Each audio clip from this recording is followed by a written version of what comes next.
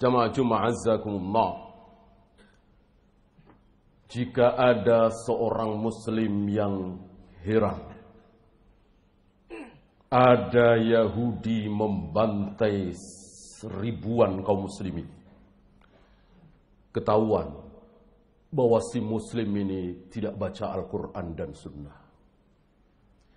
Ketika ada seorang muslim kaget melihat ada Yahudi merebut harta kaum muslimin, negeri kaum muslimin, ketahuan ini si muslim gak baca Al-Quran dan Sunnah.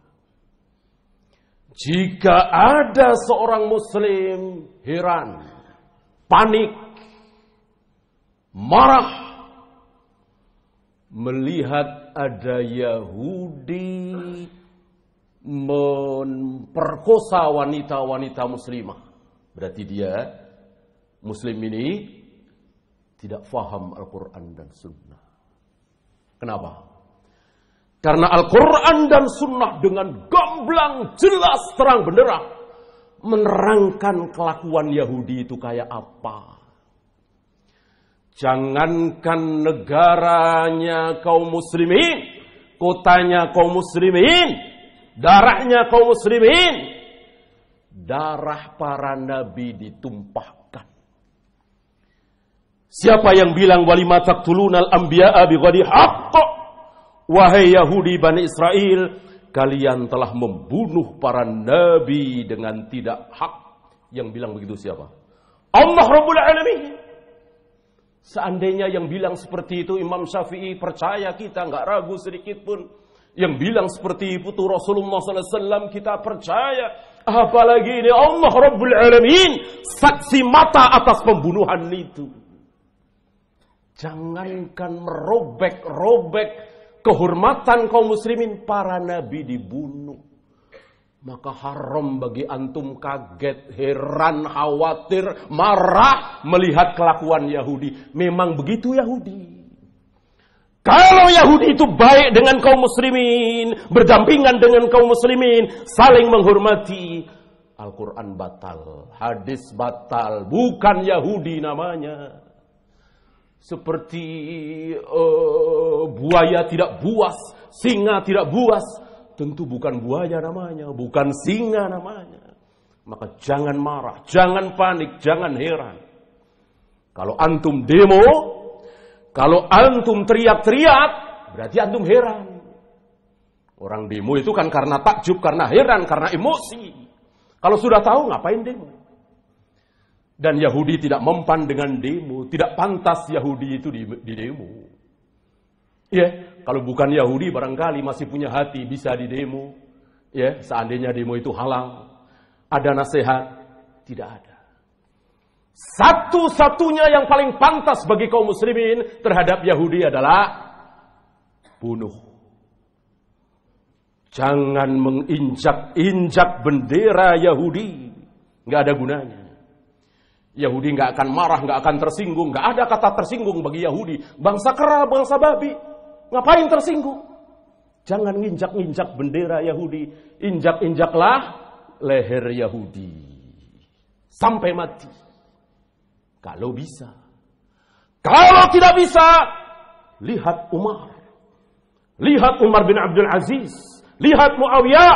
Lihat para sahabat. Bagaimana cara mengalahkan Yahudi. Bertekuk lutut mereka di hadapan para sahabat. Antum lupa bagaimana Bani Quraidah habis. Disisakan wanita dan anak-anak. Antum tahu perang Khaybar, habis mereka. Mereka harus meninggalkan Khaybar. Mereka tidak punya negeri. Mereka bertebaran ke Eropa, ke Asia dan seterusnya. Tidak punya negara, baru sekarang. Baru barangkali 100 tahun yang lalu mereka bikin negara. Ini dia, Yahudi.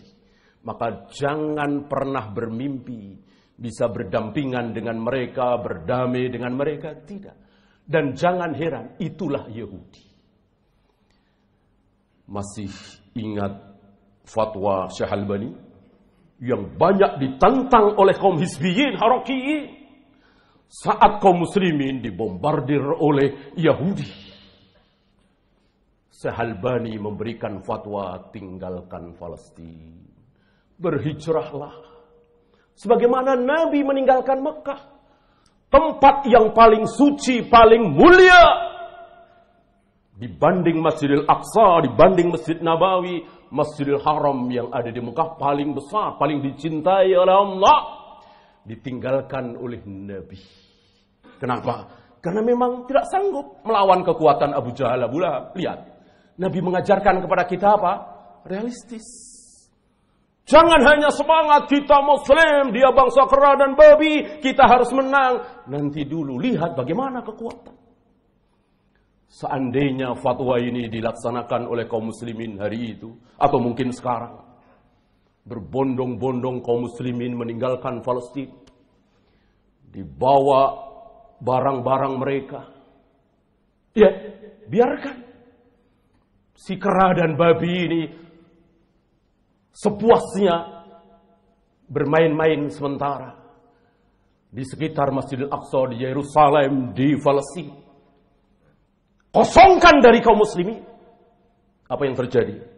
Apa iya keadaan seperti ini Erdogan diam saja, Salman diam saja, presiden kita diam saja, Perdana Menteri Malaysia diam saja, pancing mereka untuk marah. Karena salah satu sifat pemimpin adalah marah. Pancing mereka untuk marah. Gimana nggak marah? Melihat saudara-saudara sesama muslim meninggalkan negerinya. Untuk apa? Untuk diinjak oleh bangsa al-maghdubi alaihim. Gimana nggak marah? Kalau yang marah saya, yang marah antum, buat apa? Apa faedahnya? Saya marah-marah, antum marah-marah. Bisa marah doang. Tapi kalau presiden kita marah, Raja Salman marah, Erdogan marah, pemimpin presiden Malaysia, Mesir marah. Mereka punya pasukan. Mudah sekali menyerang Yerusalem. Sudah tidak ada kaum muslimin. Habis insya Allah. Dan punya alasan di hadapan Amerika, Eropa, PBB. Kan dia yang mulai duluan. Lihat, luar biasa. Fatwa ulama, mereka berilmu. Tidak seperti fatwanya anak-anak muda yang tanpa ilmu. Hizbiyin, harakiyin. Hanya punya semangat. Jangan ngalah, malu. Mereka kafir, kita muslim. Lawan. Seolah kita sedang memberikan semangat kepada anak kecil, badannya kerempeng, berantem dengan algojo besar, kita kasih semangat. Ini ngasih semangat apa menjerumuskan? Kita hanya bisa ngasih semangat. Kasihan saudara-saudara kita di Palestina. Anak-anak kita nggak sempat ngaji. Nggak sempat belajar Al-Quran. Nggak sempat belajar sunnah. Makanya sunnah tidak dikenal di sana. Berbagai macam firqah ada di sana. Yang Sufiyah, yang Maturidiyah, yang Asy'ariyah. Berkumpul jadi satu di sana. Dakwah sunnah tidak berkembang di sana. Karena apa? Habis waktu. Untuk lari dari suatu tempat ke tempat lain, berdarah-darah dan seterusnya. Aqulu qawli hadza astaghfirullah li wa lakum.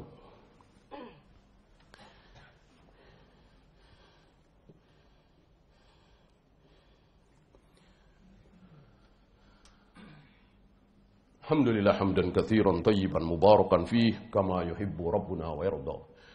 Asyhadu an la ilaha illallah wahdahu la syarikalah wa asyhadu anna Muhammadan abduhu wa rasuluhu wa ba'd. Ayuhal ikhwah, walaupun kita yakin bahwa masa depan di tangan Islam, kita tidak ragu sedikit pun. Mana mungkin kita ragu dengan sabda Nabi bahwa jangankan kaum muslimin, pohon-pohon batu bisa bicara kelak. Untuk apa? Untuk membantai Yahudi. Kita tidak ragu ini. Tapi haruskah kita berpangku tangan, diam saja menunggu waktu ini tiba? Tentu tidak seperti itu. Dan ini yang dinasihatkan oleh beliau, Syahalbani Abu Abdurrahman. Beliau mengajak kita semua kaum muslimin untuk menyongsong kebangkitan ini. Bukan dia menunggu kapan waktu itu datang. Dan sekali lagi tidak mungkin tidak datang, pasti datang. Nggak mungkin Nabi omong kosong, nggak mungkin Allah berbohong. Ya, bahwa mereka akan tunggang langgang lari dari kejaran kaum muslimin, terutama Yahudi Asfahan. Antum tahu Asfahan? Asfahan, Teheran, Iran. Itu Yahudi. Dan ini subhanallah, sudah bukan rahasia lagi saya kira. Kita tidak dapati masjid-masjid di sana. Maksudnya masjid Ahlus Sunnah enggak ada. Sinagog banyak, gereja ada. Gimana ini? Negeri yang katanya paling keras mengecam Yahudi, Bani Israel, Amerika, begini keadaannya. Nah, bagaimana cara menyambut kedatangan imam kita ini? Ikuti apa yang menjadi manhaj imam kita ini. Antum kira imam yang akan datang itu Asy'ariyah? Bukan. Maturidiyah? Bukan. Qadariyah? Bukan. Rafidhah? Apalagi? Beliau adalah Ahlus Sunnah. Beliau sama dengan Rasul dan para sahabat. Akidahnya, sholatnya, wudunya, tayamumnya. Nah, kita sambut kedatangan beliau. Dengan cara apa? Dengan cara bertauhid seperti tauhidnya Nabi dan para sahabat. Beribadah seperti ibadahnya Rasul dan para sahabat. Bermuamalah seperti muamalahnya Rasul dan para sahabat. Dan seterusnya. Ini yang bisa kita lakukan. Ada yang lain? Tidak ada. Tidak ada. Maka jika antum, kita semua mempersiapkan senjata, mempersiapkan fisik untuk berhadapan dengan Yahudi, sementara akidah tidak dibetulkan, manhaj tidak dibetulkan, campur aduk antara sunnah dengan bid'ah, antara syirik dengan tauhid, percuma, nol. Allah tidak akan tolong. Allah sudah bikin aturan sunnatullah walan tajida li sunnatillahi tabdila. Aturan Allah tidak akan berubah. Apa? Allah tidak akan menolong kaum muslimin ketika mayoritas kaum muslimin syirik bid'ah. Hilangkan dulu ini. Agar apa? Agar Allah tolong kita kaum muslimin. Allahumma salli ala Muhammad wa ala ali Muhammad kama sallaita ala Ibrahim wa ala ali Ibrahim innaka Hamidum Majid. اللهم اغفر للمسلمين والمسلمات والمؤمنين والمؤمنات الأحياء منهم والأموات ربنا لا تزغ قلوبنا بعد إذ هديتنا وهب لنا من لدنك رحمة إنك أنت الوهاب ربنا آتنا في الدنيا حسنة وفي الآخرة حسنة وقنا عذاب النار